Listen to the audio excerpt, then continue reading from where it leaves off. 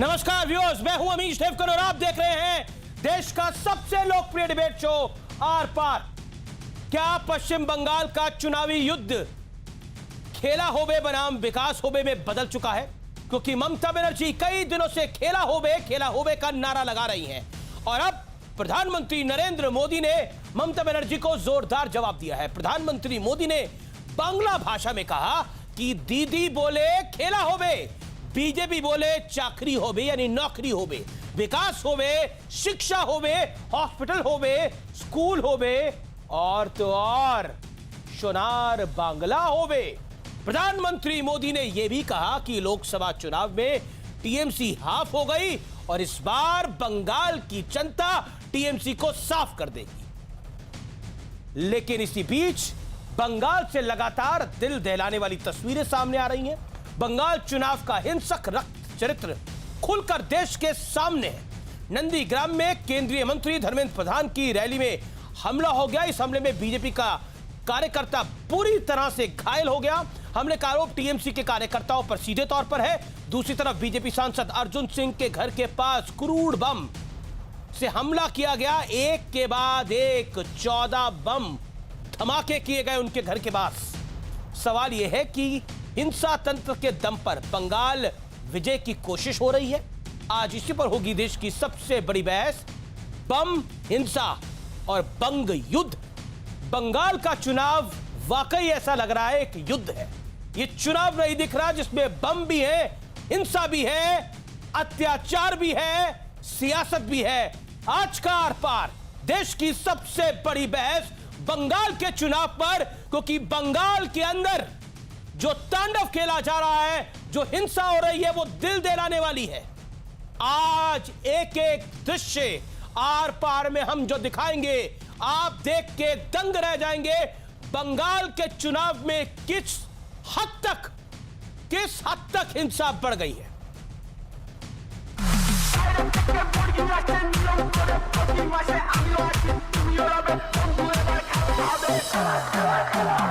খেলা হবে, খেলা হবে, খেলা হবে। कई दिनों से ममता दीदी समेत उनकी पूरी पार्टी खेला होबे का नारा बुलंद कर रही थी। लेकिन पुरुलिया की रैली में प्रधानमंत्री नरेंद्र मोदी ने चुन कर ममता दीदी को इस नारे का जवाब दिया। दीदी बोले खेला होबे, बीजेपी बोले चाकरी होबे, बीजेपी बोले विकास होबे, बीजेपी बोले शिक्षा होबे, बीजेपी बोले महिला देर उत्थान होबे। लोकसभा में टीएमसी हाफ और इस बार पूरी साफ।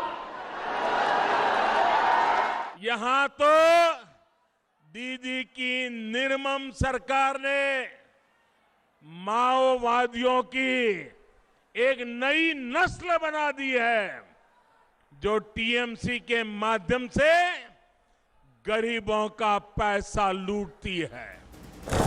लेकिन बंगाल के सियासी रण में चुनाव नजदीक आते ही बम तंत्र पूरी तरह हावी हो चुका है।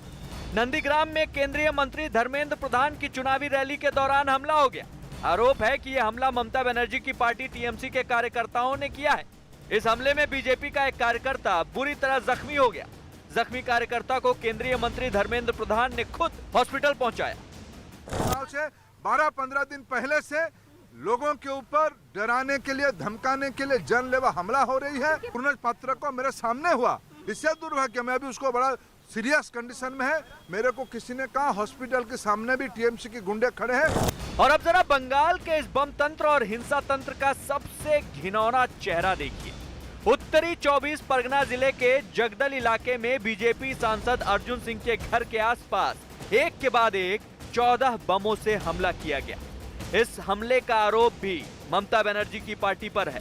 अर्जुन सिंह तो यहां तक कह रहे हैं कि पुलिस का रवैया भी पक्षपात भरा है, क्योंकि हमला करने वालों पर कोई कार्रवाई नहीं हो रही। सीपी बायस है। सीपी को इमीडिएट एक्शन, सीपी पर एक्शन होना चाहिए, क्योंकि पुलिस की उपस्थिति में बम चल रहा है, मीडिया की उपस्थिति में बम चल रहा है। तृणमूल के लोग हमला करते हैं, तृणमूल के लोग हत्या करते हैं, तृणमूल के लोग बम चलाते हैं, तो एक भी फुटेज नहीं आता है। सवाल है, लोकतंत्र में सबसे पावन माने जाने वाली चुनावी लड़ाई में हिंसा की मिलावट क्यों की जा रही है? आज इसी पर होगी देश की सबसे बड़ी बहस। और अब वक्त है आर पार के विश्लेषण का, जिसको पब्लिक बेहद पसंद करती है। आइए आपको बंगाल के रक्त चरित्र का विश्लेषण बताते हैं। आंकड़ों के जरिए आपको समझाने का मैं प्रयास करता हूं कि आखिरकार बंगाल के चुनाव की परिस्थिति कैसी है। 1 से 7 जनवरी 2021 तक हिंसा के 23 मामले, 2 लोगों की मौत हुई। बढ़ता हूं आगे, साल 2020 हिंसा के 663 मामले, 57 लोगों की मौत हुई। 1 जून से 31 दिसंबर 2019 हिंसा के 852 मामले, 61 लोगों की मौत हुई। लेकिन अगला आंकड़ा बड़ा महत्वपूर्ण है। अगला आंकड़ा व्यूअर्स बहुत इंपॉर्टेंट है, और इस आंकड़े को गौर से देखिए, यह देश गौर से सुने, और इस देश में जो लुटियंस गैंग है वो सुने। 2019 का लोकसभा चुनाव था, बड़ा तमाशा हुआ इस देश के अंदर कि बोला गया कि ये हो रहा है, वो हो रहा है, लेकिन असल में क्या हो रहा था? हिंसा के 658 मामले, 11 लोगों की मौत हुई। किसी की आवाज क्यों नहीं निकली? किसी की आवाज दिल्ली से क्यों नहीं निकली? क्या बंगाल में हिंसा जायज है? क्या बंगाल में हिंसा लोकतांत्रिक ढंग है और पूरे देश में अलोकतांत्रिक है हिंसा? ये निर्णय करना पड़ेगा। बढ़ता हूं मैं आगे। साल 2018 पंचायत चुनाव, हिंसा तो अनलिमिटेड हुई, पंचायत चुनाव कराना मुश्किल था। कोर्ट की अनुमति के बाद पंचायत चुनाव हुआ, कैंडिडेट भाग गए। कैंडिडेट्स की हिम्मत नहीं थी कि वो चुनाव में वहां पे भाग ले। कोर्ट को इंटरवीन करना पड़ा, बोलना पड़ा। लोगों ने झारखंड से ऑनलाइन पर्चे भरे हैं, लोगों ने बिहार से ऑनलाइन पर्चे भरे, लोगों ने ओडिशा से ऑनलाइन पर्चे भरे। कोई बंगाल में रह के पंचायत चुनाव लड़ ही नहीं सकता था। यह सत्य है, यह सत्य है, और यह तथ्य भी है। 23 लोगों की मौत हुई, यह सत्य है। इसलिए मैं कह रहा था कि आज बंगाल चुनाव में हम हिंसा की बात करेंगे, किस तरह से हिंसा किसी भी चुनाव में खराब है, लेकिन बंगाल की हिंसा पे कोई कुछ बोलता ही नहीं है। आज भी क्रूड बम चले हैं, आज भी एक रैली पर अटैक हुआ है, लेकिन लुटियंस का एक गैंग कलकत्ता जाता है, कलकत्ता के हावड़ा ब्रिज पे से पार्क स्ट्रीट तक घूमता है, और उनको लगता है कि हमने पूरा बंगाल कवर कर लिया। बंगाल अगर जाना है तो मालदा जाइए, बंगाल अगर जाना है तो पुरुलिया जाइए, बंगाल अगर जाना है तो बॉर्डर के इलाकों में जाइए और जाके देखिए क्या हो रहा है वहां पर। जरूरी है, देश के लिए जाना जरूरी है, देश के 130 करोड़ लोगों के लिए जाना जरूरी है। बंगाल भारतवर्ष का हिस्सा है, जैसे उत्तर प्रदेश ओडिशा है, वैसे बंगाल भी भारत का हिस्सा है। जानना समझना जरूरी है उधर क्या कुछ हो रहा है। भरी दोपहरी में आंखें बंद करने से अंधेरा नहीं होता, ये बात मैं कई बार कहता हूं, और बंगाल की हिंसा पे भी कहता हूं। हिंसा किसी तरफ से भी हो, दर्दनाक है, खतरनाक है और गलत है। मेरे साथ बात करने के लिए आज की इस चर्चा में कैलाश विजयवर्गीय जुड़ेंगे। मेरे साथ इस चर्चा में इस समय जुड़ रही है श्रीरूपा मित्रा, बंगाल से है। आपका अभिनंदन है मैडम। मेरे साथ इस चर्चा में डॉक्टर अजय आलोक जुड़ रहे हैं, प्रवक्ता है जेडीयू के। मेरे साथ कमरुजुमा चौधरी साहब है, प्रवक्ता कांग्रेस पार्टी के। मेरे साथ मानस जायसवाल साहब है, उनका भी अभिनंदन है, प्रवक्ता है टीएमसी के। सबसे पहले मैं मानस जायसवाल आपकी के पास आता हूं, और सवाल बहुत स्पष्ट है, मुझे उम्मीद है कि आप साफगोई से बोलते हैं और इसका भी जवाब देंगे। मानस भाई, एक बात बताइए, बंगाल में हिंसा, चुनाव में हिंसा को जायज ठहराया जा सकता है? क्या यह लोकतांत्रिक ढंग का तरीका हो सकता है? मानस, सवाल आपसे है मेरा। तो सभी को मेरा नमस्कार। और कैलाश विजयवर्गीय जी बहुत बड़े व्यक्ति हैं, उनको मेरा नमस्कार, और आपको भी अमित जी बहुत बहुत नमस्कार। ये बंगाल की धरती है सर, हम लोग गांधी जी के अनुयायी हैं, और हिंसा कतई हमको पसंद नहीं है, और हम हिंसा का विरोध करते हैं, और हम अहिंसा का हम सर, आपको आवाज सुनाई दे रही है सर? बिल्कुल सर, बिल्कुल सर, आवाज सुनाई दे रही है सर? जी जी जी बिल्कुल, आपकी आवाज स्पष्ट रूप से आ रही है सर, बोलिए। हाँ जी जी। सर देखिए, मैं बीच रास्ते में आपके साथ इंटरव्यू कर रहा हूँ, आपको शायद दिख रहा होगा। तो बंगाल एक बहुत ही सुरक्षित प्रांत है हिंदुस्तान का।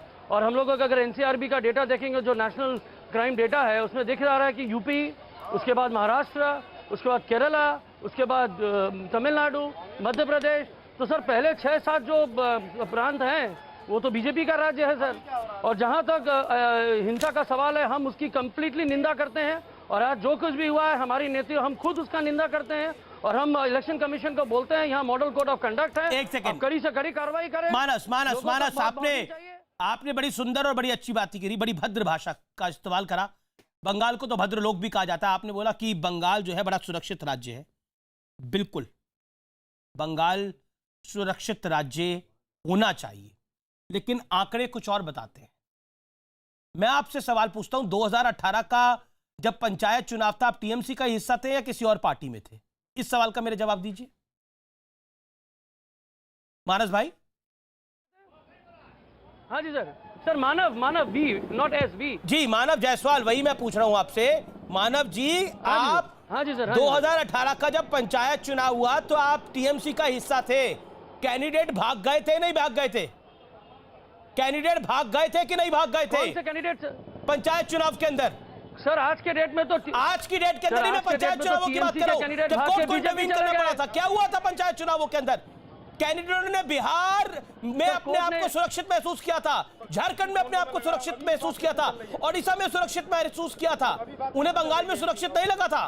मानव, कौन बंगाल में सुरक्षित नहीं है सर? कौन बंगाल में सुरक्षित नहीं है? आइए बंगाल में कुछ दिन गुजारिए। बंगाल में कहाँ हैं आप सर? तो भाग गए थे जो बंगाल में थे। हम मेरे साथ कैलाश विजयवर्गीय है, जो कुछ दिन नहीं कई वर्षों से अब बंगाल में है। कैलाश विजयवर्गीय है मेरे साथ इस समय, भारतीय जनता पार्टी के जनरल सेक्रेटरी। और देश की नजर जिस राज्य पे है, बंगाल के प्रभारी। कैलाश जी, अभिनंदन है आपका, स्वागत है आपका। मेरे साथ अभी कुछ देर पहले जब आपसे बात करी, उससे पहले मैं टीएमसी के प्रवक्ता से ही सवाल पूछा था। उन्होंने बोला बंगाल सबसे सुरक्षित राज्य है। कुछ दिन तो गुजारिए बंगाल में। मैं आपसे जान रहा हूं, क्यों भारतीय जनता पार्टी कहती है कि बंगाल के अंदर हिंसा, बम का खेला हो रहा है? देखिए, दीदी ने बोला ना, खेला होबे का तात्पर्य यही है कि वहाँ गोली चलेगी, वहाँ बम चलेंगे, वहाँ पर पोलिंग बूथ पर कब्जा होगा, वहाँ टीएमसी के गोंस किसी भी आम आदमी को वोट डालने नहीं देंगे, उनके वोट डल जाएंगे। ये सब वहाँ पर होता आया है। और जैसा कि मैं पंचायत का चुनाव बताऊंगा, पिछली विधानसभा का चुनाव बताऊंगा आपको, कि आप किसी से भी चलते हुए व्यक्ति से पूछ लीजिए कि आपने वोट डाला, वो कहेगा नहीं मैं वोट डाला नहीं। फिर वोट कैसे डल गया? तो यहाँ पर वोटिंग परसेंटेज 70 से ऊपर होता है बंगाल में। 10, 20, 25% लोग वोट डालने जाते हैं, बाकी सब टीएमसी के गुंडे कब्जा करते हैं और वोट डाल देते हैं। ये टीएमसी का इतिहास रहा है। लेकिन लोकसभा चुनाव के अंदर, लेकिन कैलाश जी, एक चीज, लोकसभा चुनाव के अंदर भारतीय जनता पार्टी को 18 सीटें मिली, तब तो पब्लिक ने वोट डाला था। टीएमसी को 22 मिली, तब तो पब्लिक ने वोट डाला था। बहुत अच्छा प्रश्न किया आपने। उस वक्त पहली बार पश्चिम बंगाल के इतिहास में इतना सेंट्रल फोर्स लगा था। सेंट्रल फोर्स यदि नहीं होता तो मुझे नहीं लगता कि हम लोग चुनाव जीत पाते। और अभी भी यदि चुनाव आयोग सेंट्रल फोर्स का उपयोग नहीं करेगा तो चुनाव कोई भी नहीं जीत सकता। यहाँ पर सिर्फ और सिर्फ असामाजिक तत्वों की सरकार है, जो कि ममता जी के संरक्षण में यहाँ पर काम करती हैं। यहाँ सिंडिकेट राज है, जो कि ममता जी के संरक्षण में काम करता है। यहाँ कट मनी लेने वालों का राज है, जो ममता जी के संरक्षण में और उनके भाइपों के संरक्षण में काम करता है। एक पैरेलल सरकार है यहाँ पर असामाजिक तत्वों की, जिसको कि सिंडिकेट राज कहते हैं। लेकिन देश के अंदर कहीं नहीं है, सिर्फ पश्चिम बंगाल के अंदर। लेकिन महत्वपूर्ण बात यह है, आपने बोला सेंट्रल फोर्सेस नहीं आएंगी तो यहाँ पे कोई चुनाव नहीं जीत सकता। लेकिन ममता बनर्जी का आरोप है, देखिए सेंट्रल फोर्सेस को लाकर बीजेपी अपनी ताकत दिखाने की कोशिश कर रही है। टीएमसी का भी यही आरोप है। इसको आप कैसे लेते हैं?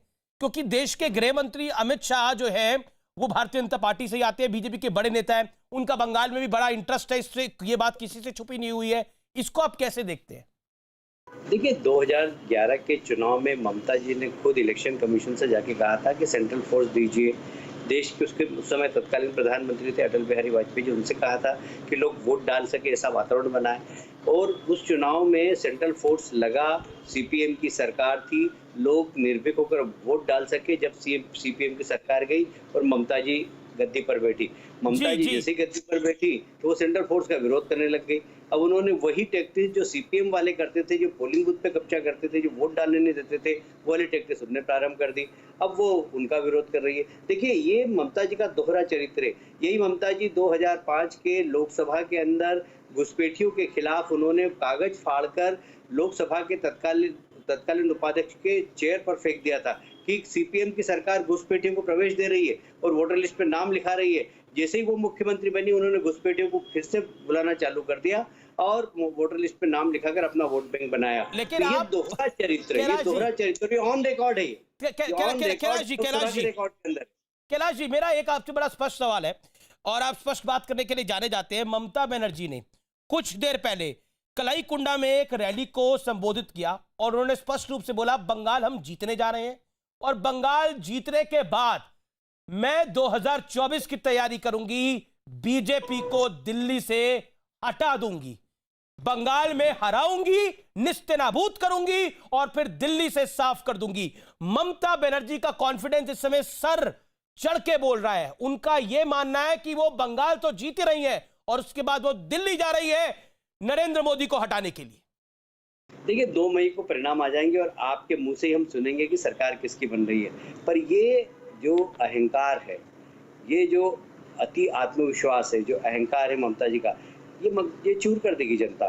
क्योंकि अहंकार किसी का भी नहीं चला, रावण का भी अहंकार नहीं चला और इसलिए अहंकारी व्यक्ति कभी राजनीति के अंदर सफल नहीं होता। ठीक, इसको आप अहंकार ले रहे हैं, लेकिन एक विश्वास भी हो सकता है। आपको विश्वास है आपकी 200 सीटें आएंगी, उनको विश्वास है कि वो सरकार बनाएंगे और उसके बाद दिल्ली से आपकी सरकार को हटाएंगी। ये विश्वास भी हो सकता है। ये अहंकार क्यों? आपकी 200 सीटें अहंकार नहीं, उनके जीतना अहंकार, ऐसा क्यों? उनकी जमीन खिसक चुकी है और इसीलिए जो भी कुछ चल रहा है अभी, मैं ये नहीं कहता, मैं उनके चोट पर कोई मेरी शुभकामनाएं, वो जल्दी स्वस्थ हो, पर जो भी चल रहा है कुर्सी पर बैठकर, इससे सहानुभूति कभी भी नहीं मिलती। एक बात ध्यान रखना, लोग सहानुभूति प्राप्त करने के लिए कुछ भी करने लगे तो जनता अब नासमझ नहीं है कि पूरे की पूरे रोड शो का वीडियो हो रहा है। वो घटना जिसमें 4-5 लोग आकर धक्का देके चले गए, वो घायल हो गई, उसका वीडियो ही नहीं है किसी के पास भी। आप अंदाज लगा सकते हैं इसका? आप कितना झूठ बोलेंगे? फिर पहले आपने कह दिया कि मुझे 4-5 लोग धक्का देके चले गए, दूसरी बार फिर दूसरे दिन बयान बदल दिया कि वो तो एक्सीडेंट है।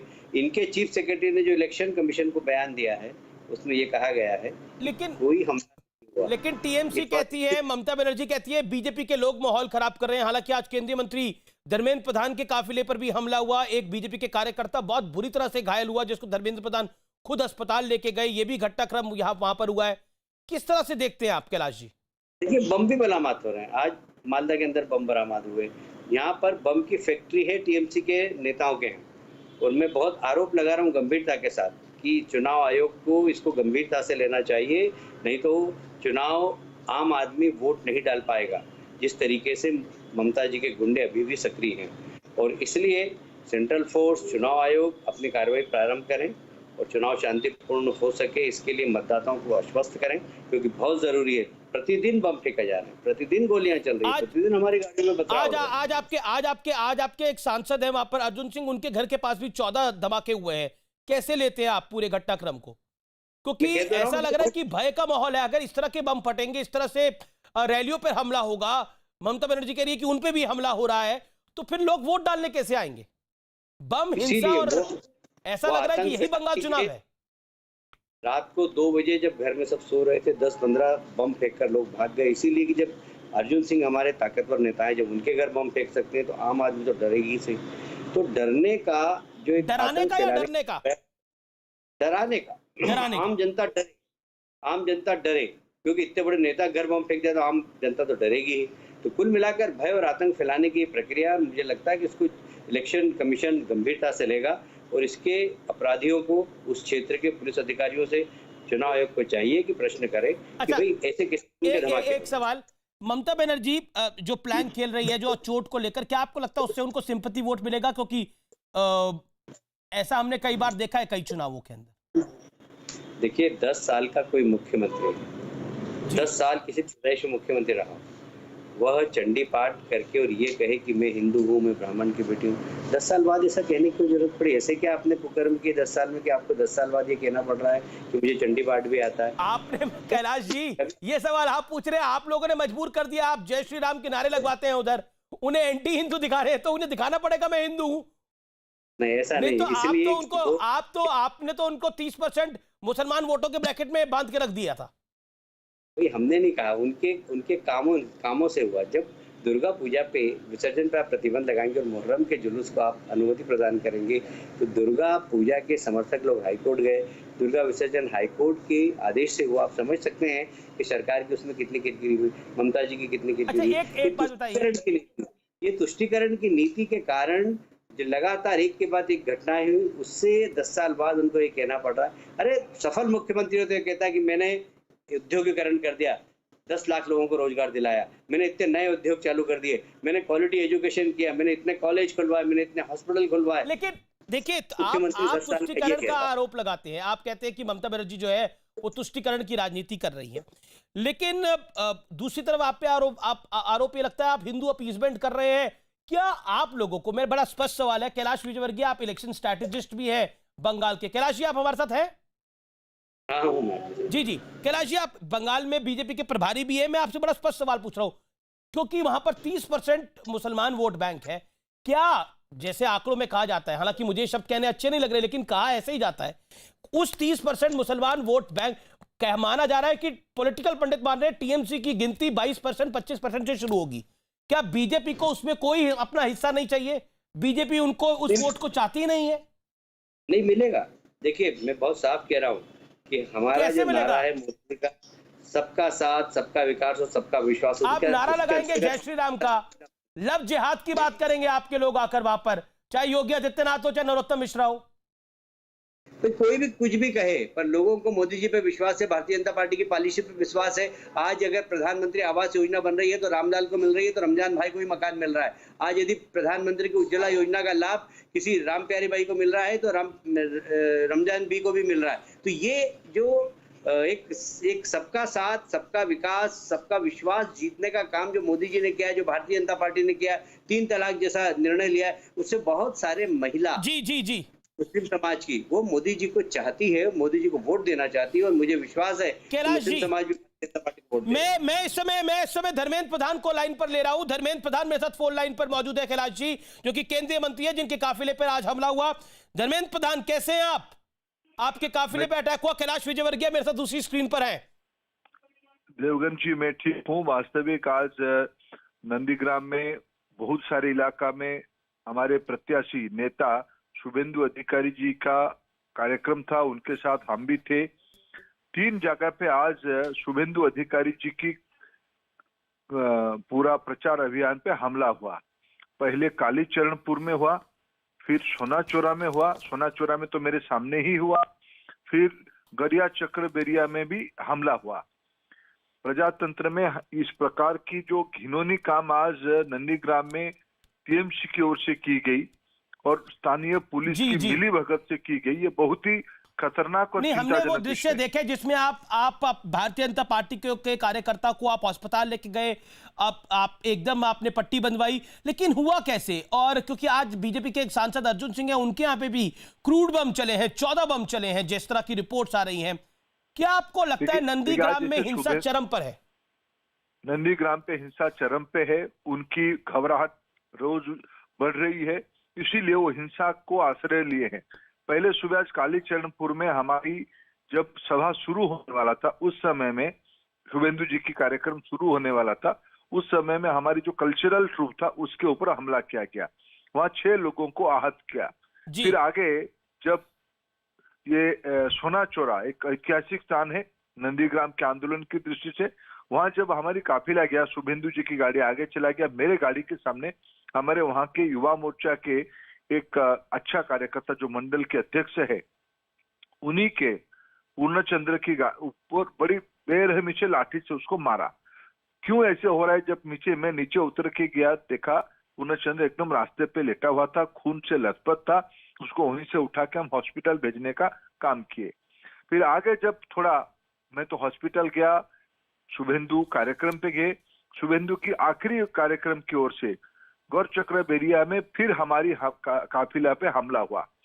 ये दर्शाती है तृणमूल के अंदर जबरदस्त घबराहट आ चुकी है, हिंसा पे वो आश्रय ले चुके हैं। इसको नंदीग्राम उत्तर देगा, जिस प्रकार ये सारे के बावजूद जिस प्रकार की जन समर्थन, जन सैलाब हमारी नेतृत्व के प्रति, मोदी जी के प्रति, वहां की स्थानीय प्रत्याशी शुभेंदु के प्रति है, ये अभूतपूर्व है। एक इंपॉर्टेंट बात है, देश भर में चुनाव होते हैं, लेकिन बंगाल में क्या चुनाव खास है? क्योंकि हमने देखा था यहां पर जब पंचायत चुनाव थे तभी जबरदस्त हिंसा हुई थी, कैंडिडेट्स को भागना पड़ा था बगल के राज्यों में। क्या आपको लगता है कि बंगाल का चुनाव सामान्य चुनाव नहीं है? 2021 का विधानसभा चुनाव वाकई सामान्य नहीं है। क्रूड बम मिलना ये सामान्य बातें नहीं है।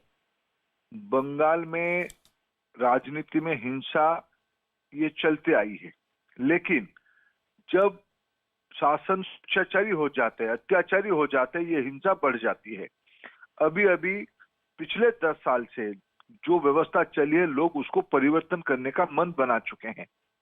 अभी हमारे नेता कैलाश जी यहाँ बैठे हैं, वो एकदम पिछले कई सालों से यहाँ इन्वॉल्व है। 130 से ज्यादा कार्यकर्ताओं की हमारी पिछले 2-2.5 साल में हत्या की गई है, बलिदान उनकी हुई है। ये प्रमाणित करती है बंगाल की चुनाव हिंसक हो चुकी है। इस बार चुनाव में हमारा अपील है, हमारी निवेदन है चुनाव आयोग के सामने, अगर इस चुनाव को निष्पक्ष करना पड़ेगा, पैरामिलिट्री फोर्स की इम्पैक्ट और लानी पड़ेगी, निर्भय से लोग वोट दे, यही अगर हो जाएगा तो। इसमें हैरानी की बात है कि एक सांसद के घर के बाहर बम चल रहे हैं, आप केंद्रीय मंत्री हैं, आपके काफिले पर अगर हमला हो रहा है, कार्यकर्ताओं को सामने पीटा जा रहा है, तो निश्चित तौर पर वहां पर आम वोटर डर जाएगा, या फिर ये डराने का एक प्रयास है? देखिए, मेरा जो आज में लंबे समय के राजनीतिक कार्यकर्ता के नाते मेरा जो अनुभव है, लोग डरे नहीं है। लोग उसके बावजूद भी आज बम धमाके के अंदर, लाठी गोली के अंदर लोग हजारों संख्या में आज रास्ते पे आ रहे हैं। आज लाखों संख्या में पुरुलिया में प्रधानमंत्री जी की सभा में रहे, लेकिन जो सत्ता में है स्थानीय पुलिस की मदद से वो डराना चाहते हैं, दहशत करना चाहते हैं, लेकिन वो उसमें सफल नहीं होंगे।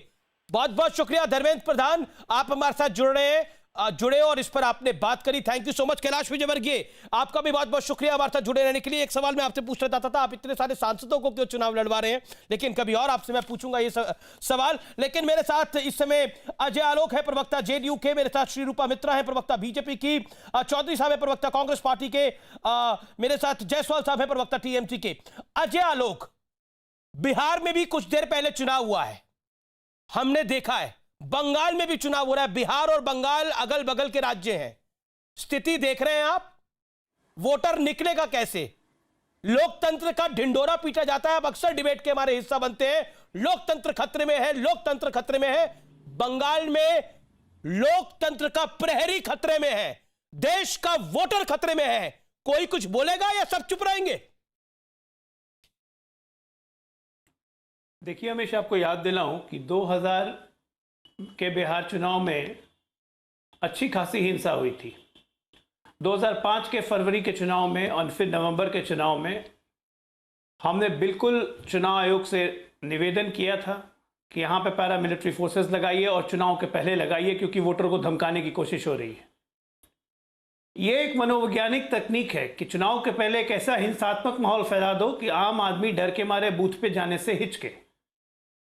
ये 1 डिग्री और आगे बढ़ता है कि ये बूथ से भी आधा किलोमीटर दूर किसी सड़क पे बम विस्फोट करो, उसका एक हल्ला उड़ाओगे, जो भी बूथ पे निकलेगा तो समझ लो कि यहाँ पे बम फटेगा। और बंगाल ये से कोई नया नहीं है या छूता नहीं है, क्योंकि हम वहाँ पे 70 सीट पे हम लड़ रहे हैं और हम जानते हैं वहाँ पे क्या सिचुएशन है ग्राउंड पे। आप साहब निकल नहीं सकते, आपको मार दिया जाएगा, इसमें कोई शक नहीं है। लेकिन अभी आपके सामने टीएमसी के ऑफिशियल प्रवक्ता कह रहे थे, अभी आपके सामने टीएमसी के प्रवक्ता जायसवाल साहब कह रहे थे कि बंगाल कुछ दिन तो गुजारिए बंगाल में, वो धर्मेंद्र प्रधान तो 1 दिन गुजारने का है बंगाल में और उनके रैली पर हमला हो गया। नहीं, सही बात है, वो बांग्लादेशी लोग कुछ दिन आके आराम से बंगाल में गुजार सकते हैं उनका आधार कार्ड भी बन जाता है, राशन कार्ड भी बन जाता है, वोटर आईडी कार्ड भी बन जायसवाल जाता साहब, है। जवाब इसलिए वो जायसवाल बंगाल साहब, में जवाब घुसाने अजय के लिए आलोक की बात का। स्वतंत्र है।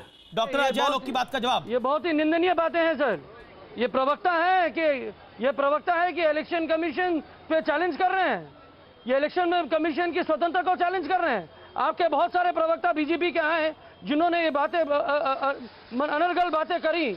सर मैं पूछना चाहता हूं, बंगाल 80% से ऊपर वोट होता है, गुजरात तो बहुत ही नॉर्मल राज्य है, वहां 63% वोट क्यों होता है?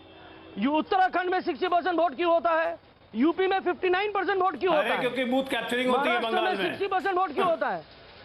सर सुन लीजिए, सर सुन लीजिए, सुनने की क्षमता रखिए सर, सुनने की क्षमता रखिए। आप election commission model code of conduct में आप लोग मिलके इलेक्शन कमीशन को चैलेंज कर रहे हैं, उनकी नैतिकता पे चैलेंज कर रहे हैं। कौन से पुलिस है बंगाल गवर्नमेंट के पास भैया? हम लोग मॉडल कोड ऑफ कंडक्ट में बैठे हैं, हम लोग स्वतंत्र हैं, हम सड़क पर बैठ के आपको इंटरव्यू दे रहे हैं। ये एक ऐसा प्रांत है सर जहां बीजेपी, टीएमसी, कांग्रेस, सीपीएम जितनी भी पार्टियां हो, और आपकी सर जेडीयू छोटी पार्टी भी क्यों ना हो, हम सबका सम्मान करते हैं सर। बंगाल की धरती एक अकेली मुख्यमंत्री, महिला मुख्यमंत्री देश में है, उससे इतनी बौखलाई हुई है पूरी की बीच भाजपा सरकार, पूरी की पूरी एनडीए। क्या तकलीफ है सर?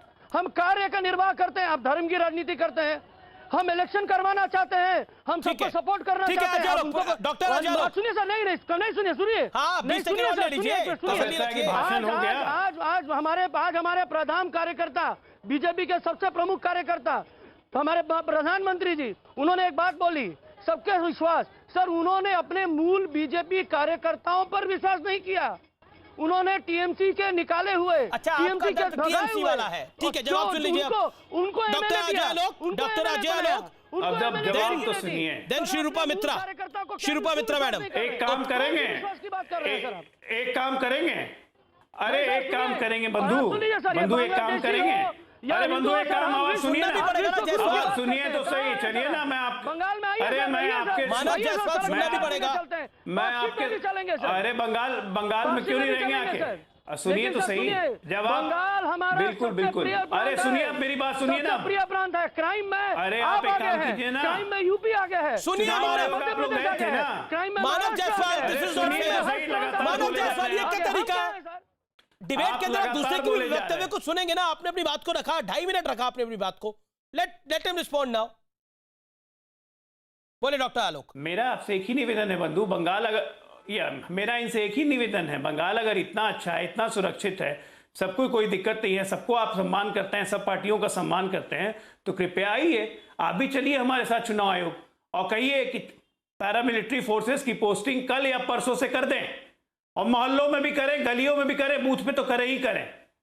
बोलिए मानव बोलिए करते हैं आप, बोलिए नेशनल चैनल पे। सर इनको पता नहीं है, सर इनको पता नहीं है कि पैरामिलिट्री फोर्सेस ऑलरेडी यहाँ पे चलन कर रही हैं, इनको पता नहीं है। अब ये इलेक्शन लड़ना चाहते हैं, इनको ज्ञान नहीं है बंगाल का। नहीं उनको छवि रखना चाहते हैं क्या? अरे पूरा ज्ञान है, बढ़ना चाहिए।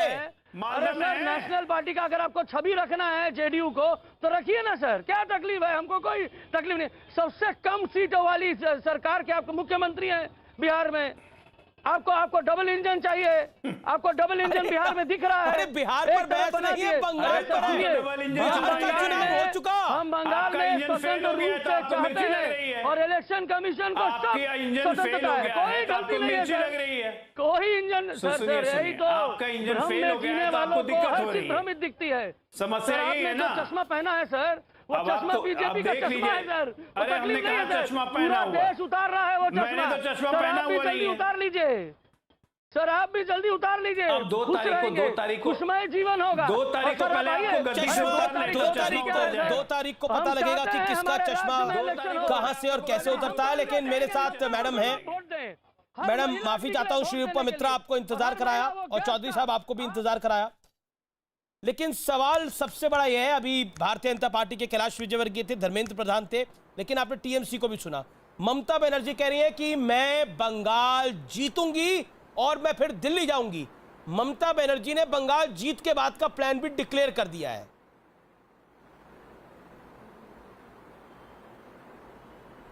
मैडम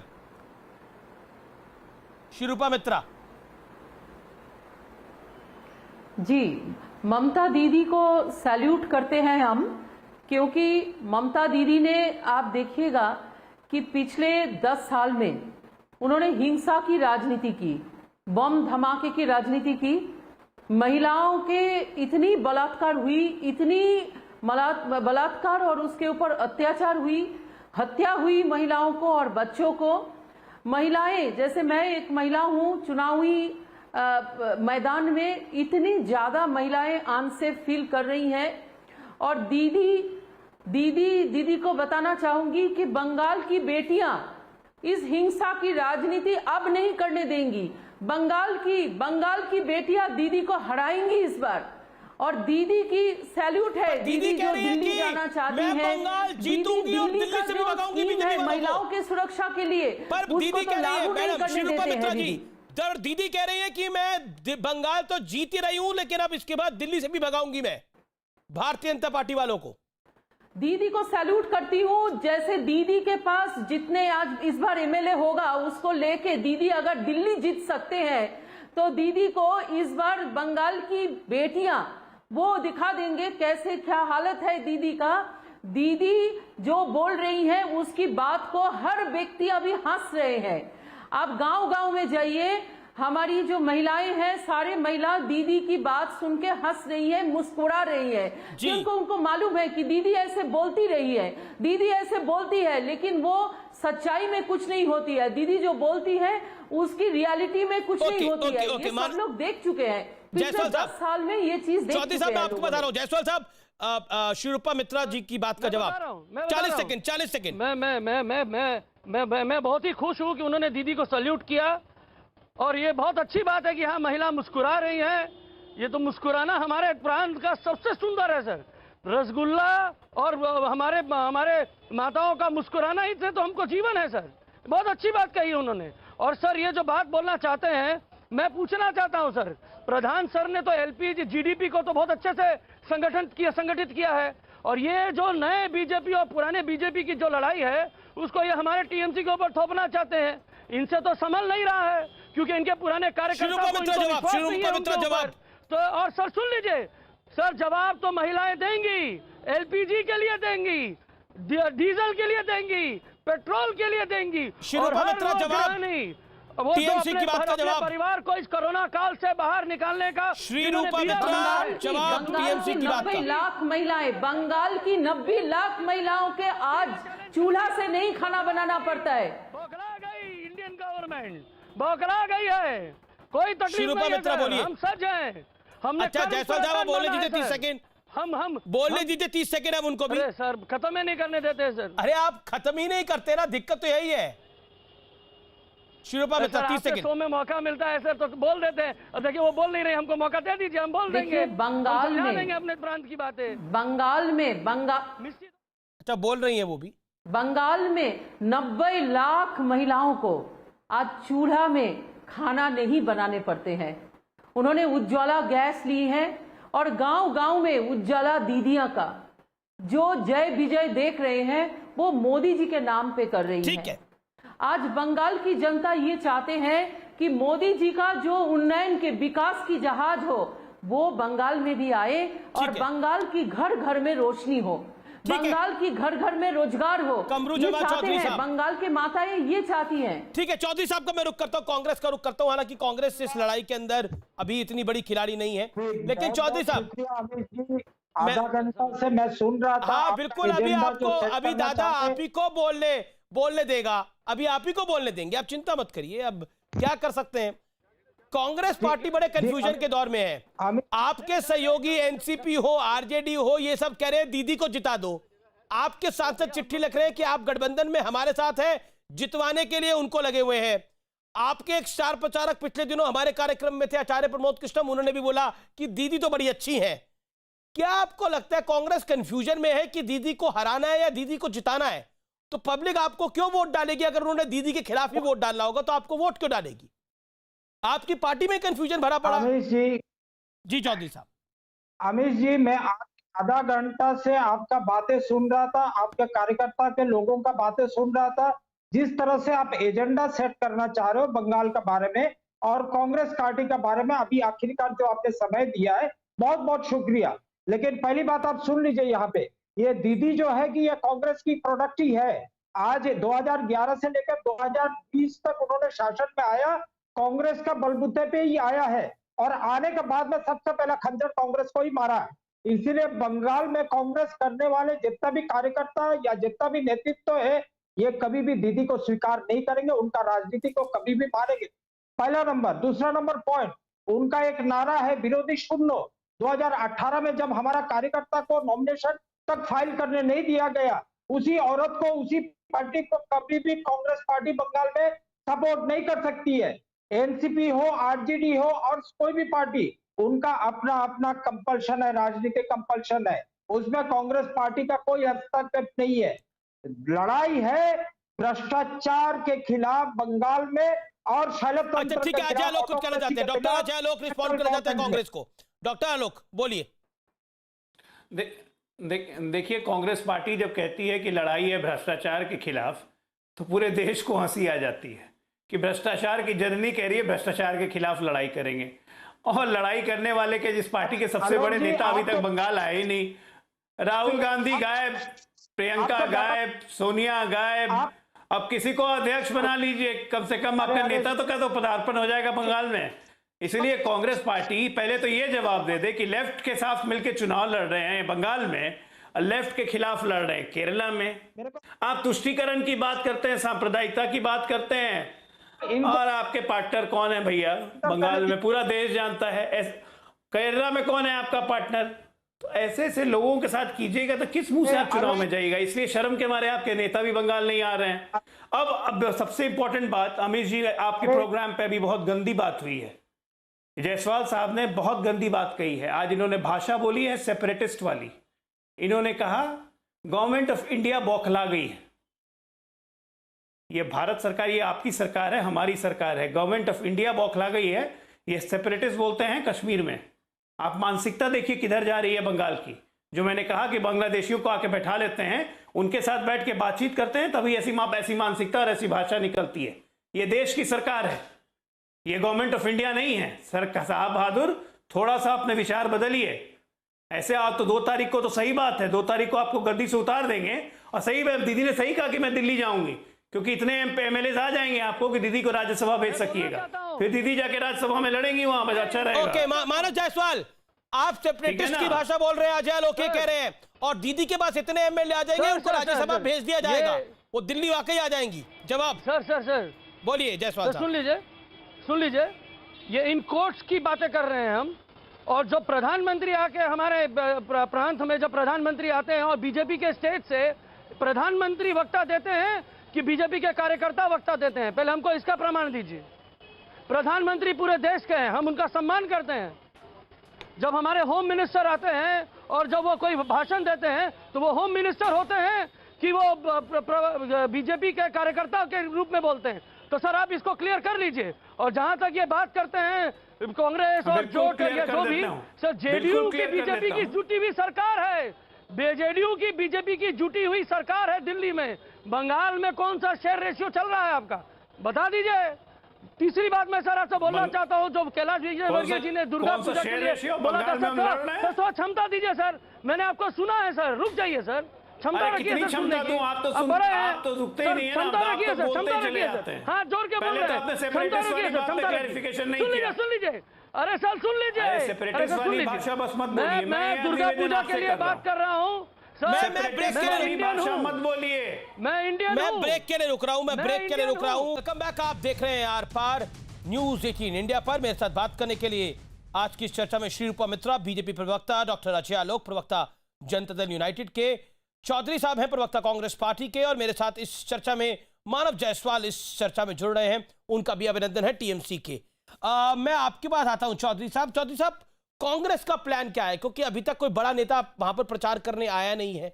बंगाल के रक्त चरित्र पे कांग्रेस बंगाल में तो बोलती है, लेकिन दिल्ली आते आते कांग्रेस क्यों चुप हो जाती है, ऐसा क्यों? आनंद जी, आप शायद महाभारत देखे नहीं हो। अच्छा। महाभारत में करोड़ों सैनिक लेकर कौरव जाकर फिर भी पांडवों से हार गए, ये बात तो आप स्वीकारते हैं। रहा बात बंगाल का जो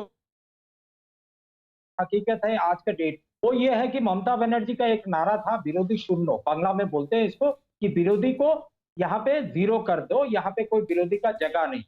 वो उनका एजेंडा था 2011 में, जब हमसे सत्ता में आने के लिए उन्होंने हमारे साथ देकर लड़ाई की, वाम को हटाए थे। आते ही उन्होंने पहला खंजर मारा था, कांग्रेस दल को ही खंजर मारा। 2015 का जितना भी निर्वाचन हुआ, 2016 में हुआ, 2018 में हुआ, सब में हमने देखा है कि इनका एक एटीट्यूड होता है बंगाल में कि विरोधी को किसी तरह से भी जगह मत दो, स्पेस मत दो राजनीति करने के लिए। तो वही तो मैं कह रहा हूं, आप बंगाल के नेता बोलते हैं, बिल्कुल आप सही कह रहे हैं, आप अपनी बात को रख रहे हैं, आपका हक है अपनी बात को, बंगाल के नेता बोलते हैं, लेकिन आप दिल्ली में क्यों भूल जाते हैं ये बात? और अभी आपने महाभारत की कहानी बताई, तो महाभारत की कहानी का हिस्सा ये भी था, चौधरी साहब आपको अगर मेरा ऑडियो आ रहा है, महाभारत की कहानी का हिस्सा ये भी था कि कौरव अगर फौज के साथ खड़े थे तो पांडव भी अपनी फौज के साथ खड़े थे, लेकिन आपकी फौज कहां है? आपका सेनापति कहां है? सवाल इस पर था मेरा, चौधरी साहब।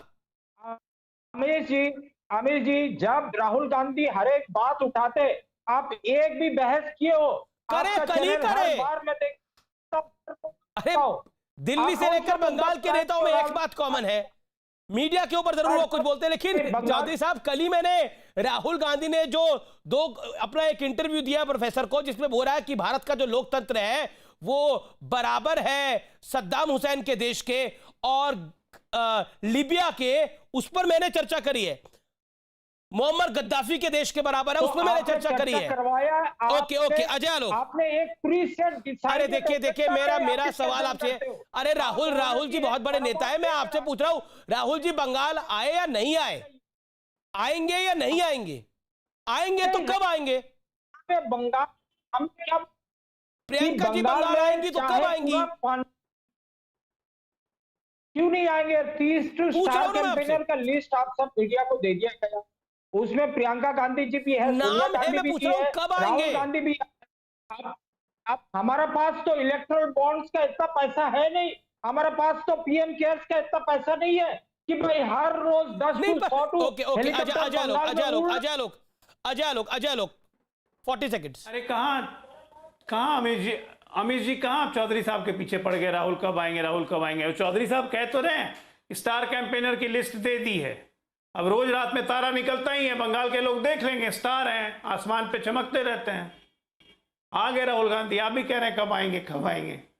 स्टार कैंपेनर है भाई, आसमान में चमकते रहते हैं। शुक्रिया बंगाल की जनता, राहुल गांधी। मेरे पास चर्चा का फिलहाल इतना ही समय है, मैं माफी चाहता हूं, बाकी दो मेहमानों के पास नहीं जा पाया, लेकिन आज के निष्कर्ष है ये कि बंगाल का चुनाव महत्वपूर्ण है, हर चुनाव महत्वपूर्ण होता है, लेकिन डराने से धमकाने से शायद नेता ये भूल जाते हैं, जनता जब बदलाव के मूड में होती है तो फर्क नहीं पड़ता।